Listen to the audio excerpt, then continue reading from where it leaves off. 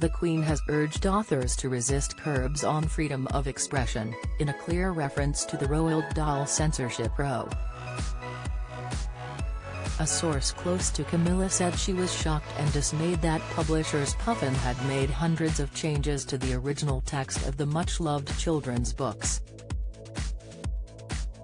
The books have been edited, with the approval of the Roald Dahl Story Company, which manages the copyright and trademarks of the late author's works, to remove or change references to weight, height, mental health, gender and skin color to minimize offense.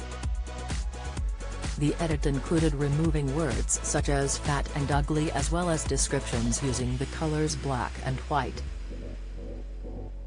But in a speech at a Clarence House reception to mark the second anniversary of her online book club, The Reading Room, the Queen told a group of assembled authors, "Please remain true to your calling, unimpeded by those who may wish to curb the freedom of your expression or impose limits on your imagination."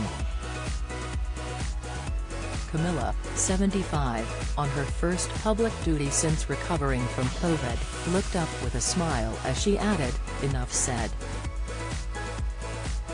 Her comments were greeted by laughter and cheers. Well-placed sources said her remarks were to be taken as a broad reference to the controversy over the censoring of Dahl, a Second World War RAF fighter pilot who became one of the 20th century's greatest storytellers for children, selling more than 250 million books.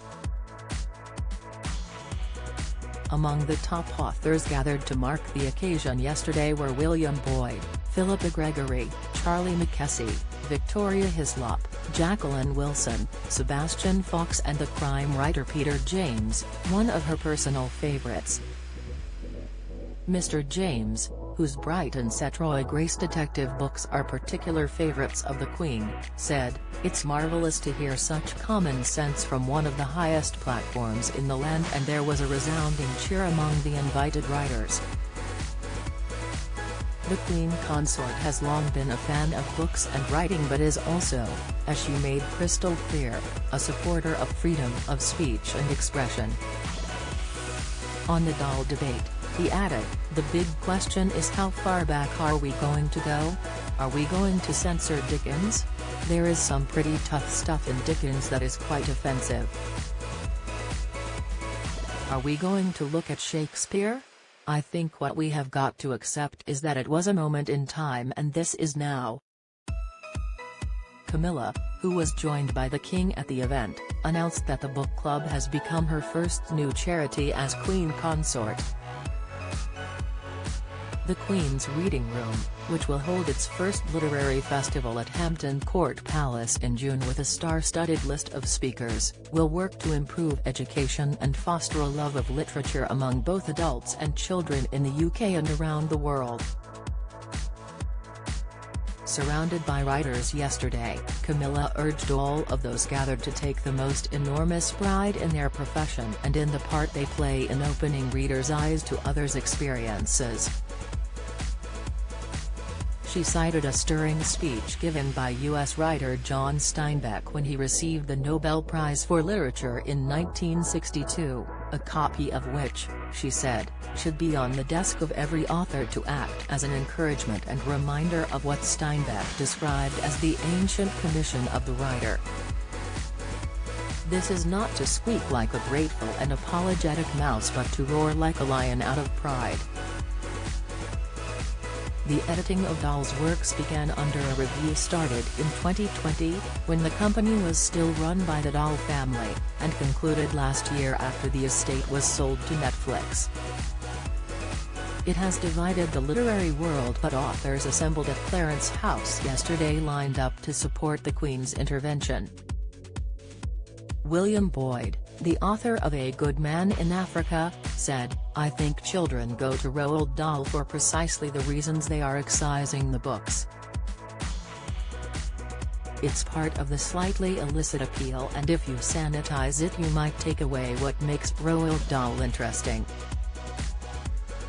I understand why it's happened, but, if you ask children why they like Roald Dahl, it's because he is naughty and transgressive, so you end up throwing the baby out with the bathwater." Puffin has defended the editing, saying it was not unusual for publishers to review and update language as the meaning and impact of words changes over time. Camilla also met children from Our Lady and St John's Primary School during a visit to the new JCA London Fashion Academy in Brentford, West London. Wearing a navy Anna Valentine coat, she was greeted by Jimmy Choo, the celebrated shoe designer who founded the academy. Comment by Lord Roberts, historian and Churchill biographer. This might be the turning point in the struggle against woke. That the Queen should have, without naming names, criticized the censorship of the much-loved children's author Roald Dahl by his publisher Puffin is an important intervention in the current debate around freedom of speech and expression. Although she was careful in her language, Her Majesty's message was unmistakable. If publishers feel they can rewrite children's books, then there is a grave threat to freedom of expression far beyond that, including to non-fiction. Today Roald Dahl, tomorrow, who knows? As the biographer of Winston Churchill, a very Great Britain whose historical record is under attack seemingly every other day by those who would seek to undermine his achievements or pick holes in his legacy for their own political purposes, I recognize the very real dangers of rewriting the past in this way. So, it seems, does Her Majesty. The monarchy has a long history of speaking common sense to power. This is an excellent example of that and a nod to the common sense of the new Queen. She is in good company, joining luminaries as varied as Sir Salman Rushdie, who knows the power of the censor more than most, and the Prime Minister in speaking out against literary vandalism and opposing censorship. Thus far, many people have been scared to stand up against the woke crowd for fear of being castigated or cancelled, but you can't cancel a Queen of England. The Queen has bravely ranged herself behind the principle of free speech, and those who seek to censor or eradicate the past on the grounds of modern social mores should take note of this commendable intervention.